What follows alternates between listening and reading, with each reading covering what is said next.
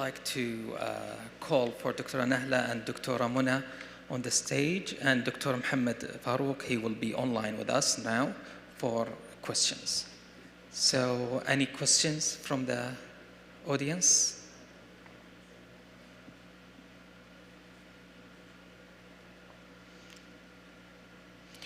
Okay, so I have a question for each of you. First, Dr. Mohammed, about the new model of this. Is it, can we implement it in our system, the blood bank information system, and use it instead of paperwork? It will be paperless or not?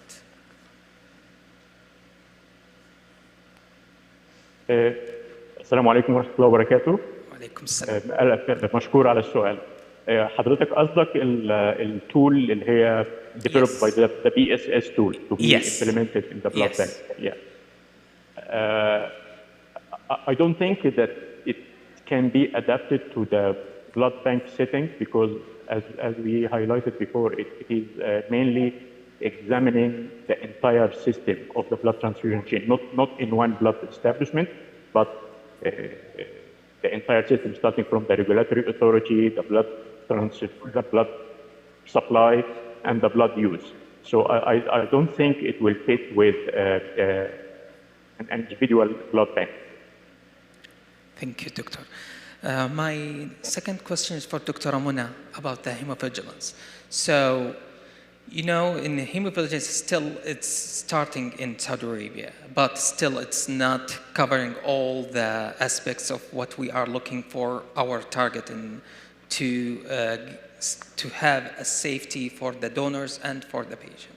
So, do you think it will take longer time to implement those hemovigilance program? Thank you, Dr. Majid. Very nice question about the time frame for that project. Okay. Actually, Dr. Majid, it's all about how to enhance your digital tools, digital reporting tools to your colleagues, your transfusion specialists. Okay. So actually, our project as BBIS first established for the donation module, as you know, by the end of first quarter this year. And the transfusion module, inshallah, will begin by Q3, okay?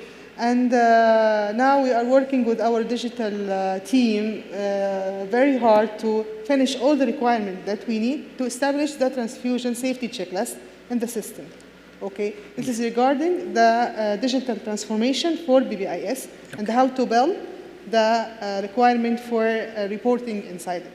For the patient, for the Sentinel events platform, which now will be Sentinel and mandatory, it will be for the colleagues that they have not have BBIS, all that they have not a hematus. This is also by, inshallah, by Q3 or Q4, inshallah, all the requirements as the project timeline, inshallah, will finish.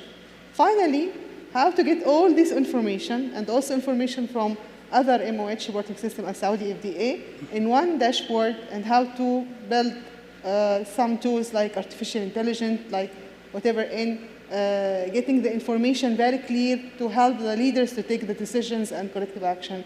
And so I hopefully, maybe from 2 to 3 years, inshallah, to get the full picture for hemovigilance in KSA, Bismillah. Thank you, Dr. Muna. And my last question for Dr. Nahla.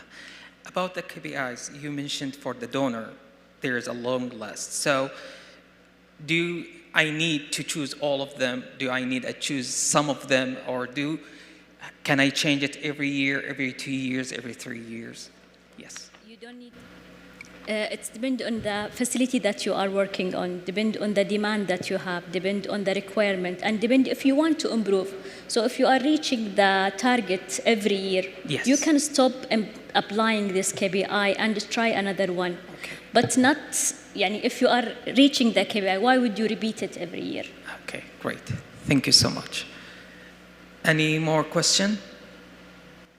Assalamu alaikum. One question for Dr. Nahla. All the KPI you presented for the donor service, is there any for the transfusion service? Of course, there is there is KPI for every person moving in the lab.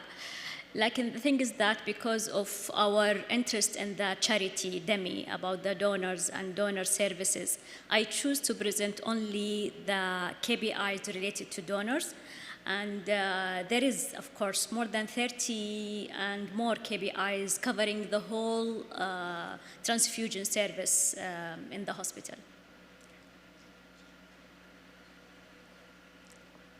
Any more question? So thank you so much for all the doctors and for your attendance. And Dr. Mohammed, please. Thank you, Dr. Abdelmajid. I would like to thank our distinguished speakers in the last two sessions for their outstanding presentations.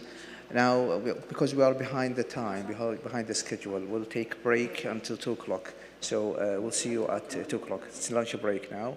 Enjoy your break, enjoy your lunch, and we'll see you at 2 o'clock exactly. So we have one more session, and we have to cancel the discussion panel. There is no discussion panel at the end of the program because we are behind the schedule. So we'll have just one session in the afternoon. Starts at 2 o'clock. So let's see you at 2 o'clock. Enjoy your lunch.